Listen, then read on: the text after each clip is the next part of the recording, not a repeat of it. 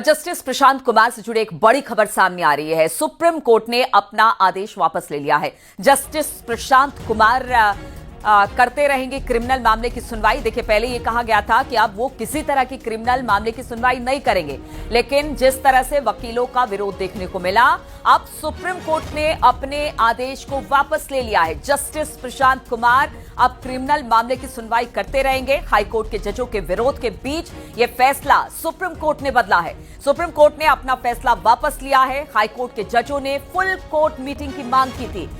CJI को पत्र लिखकर 13 जजों ने इस डिमांड की थी। पहले सुप्रीम कोर्ट ने जस्टिस प्रशांत को क्राइम केस की सुनवाई से अलग रखा, किसी सीनियर जज की बेंच में डालने को कहा गया, और इसी का विरोध जब हुआ तो अब सुप्रीम कोर्ट ने अपना फैसला बदला है।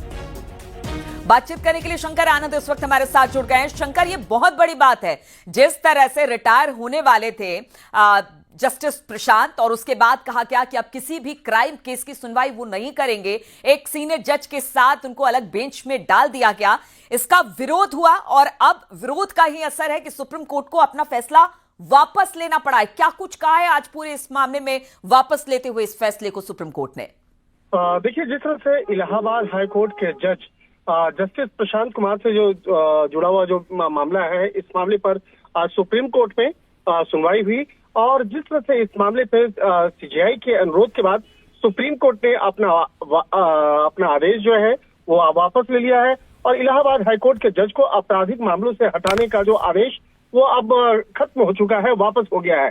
जिस तरह से इस मामले की अगर बात करें तो ये दरअसल ये जो मामला था 4 अगस्त का था। 4 अगस्त को सिविल विवाद में आपराधिक कार्रवाई करने पर सुप्रीम कोर्ट ने सख्ती दिखाई थी, और उसके बाद ये फैसला लिया गया था, और इस मामले पर सुप्रीम कोर्ट ने जस्टिस प्रशांत कुमार के आपराधिक मामलों की से जुड़े मामले की जो सुनवाई करने पर रोक लगा दी गई थी। उनका इस मामले पर कहा गया था कि जो भी क्रिमिनल से जुड़ा मामला होगा, आपराधिक मामलों से जुड़ा मामला होगा, उसमें उनको सुनवाई का हक नहीं दिया जाएगा, और इसके साथ ही कहा था कि आपराधिक मामलों की सुनवाई ना करें और वरिष्ठों के साथ बैठे, यानी कि जो सीनियर जज है उनके साथ अब बैठे। तो इस मामले में सुप्रीम कोर्ट ने जस्टिस प्रशांत कुमार के रोस्टर से आपराधिक मामलों को हटाने का निर्देश दिया गया था, और सुप्रीम कोर्ट ने इस मामले पे ये भी कहा था कि रिटायरमेंट तक जज के रोस्टर से आपराधिक मामलों का हटाने का निर्देश दिया गया था। यानी कि जब तक ये रिटायर्ड नहीं हो जाते हैं कोर्ट से, तब तक उनके प्रोफाइल में जो आपराधिक मामलों से जुड़े हुए जो रोस्टर्स हैं, जो उससे जुड़े हुए मामले की सुनवाई के लिए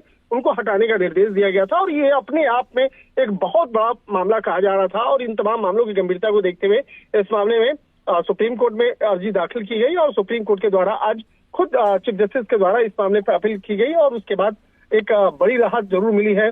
और एक तरह से कहा जा सकता है कि जिस तरह से जस्टिस जेबी पर्दीवाला और जस्टिस आर महादेवन की पीठ ने उस वक्त में 4 अगस्त को एक बड़ा फैसला लिया था, अब कहीं न कहीं इस मामले पर सुप्रीम कोर्ट में सीजेआई की अपील के बाद एक बड़ी राहत जस्टिस प्रशांत कुमार को मिली है, और कहा जा सकता है उनके लिए एक बहुत बड़ी राहत है। और जस्टिस प्रशांत कुमार से जुड़ा ये जो मामला है, फिलहाल उस पर विराम लगता हुआ दिखाई दे रहा है। ठीक है, तो सीजे ने जिस तरह से इस पर पूरा फैसला दिया, सुप्रीम कोर्ट ने फैसला दिया, आज उसको बदला गया है। ये पूरा मामला जस्टिस प्रशांत कुमार से जुड़ा हुआ था, और जिस तरह से उनको जो क्राइम केस था उसकी सुनवाई से अलग किया गया था, उसी का विरोध 13 जो जज थे उनकी तरफ से किया गया, इलाहाबाद हाईकोर्ट की तरफ से। और अब इस याचिका को, यानी कि जो कहा गया था उसको वापस सुप्रीम कोर्ट ने ले लिया, यानी अब सुनवाई कर सकेंगे जस्टिस प्रशांत, और एक बड़ी खबर इसे कहा जा सकता है। बहुत बहुत शुक्रिया आपका शंकर, हमारे साथ जुड़ने के लिए।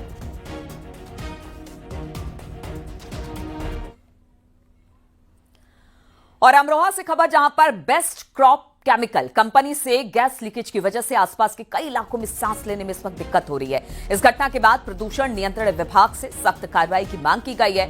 गजरौला कोतवाली क्षेत्र का मामला है, जहां जहरीली धुंध से लोगों को काफी परेशानी हुई। घटना के बाद नगर पालिका गजरौला की टीम मौके पर पहुंची है।